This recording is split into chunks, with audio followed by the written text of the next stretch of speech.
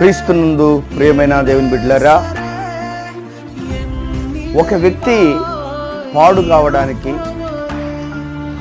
ఒక వ్యక్తి జీవితం నాశనం కావడానికి ఎవరో కారణం కాదు, ఆ వ్యక్తే కారణం. కారణం ఏమిటంటే, ఇనుమును ఎవరూ నాశనం చేయలేరు, కానీ ఇనుముకు పట్టినటువంటి తుప్పే ఆ ఇనుమును పాడు చేస్తుంది. వీళ్ళ దేవుని బిడ్డలారా, నిన్ను ఎవరు పాడు చేయలేరు, కానీ నీవు కలిగి ఉన్నటువంటి నీ అలవాట్లు, నీ చెడు అలవాట్లు, నీ ఆలోచనలు, నీ చెడ్డ తలంపులు, నీకున్నటువంటి చెడు చూపు నిన్ను పాడు చేస్తుంది. కనుక నీ హృదయాన్ని మార్చుకొని ప్రభువు వైపు నడువు, దేవుడు దీవిస్తాడు. ఆమెన్.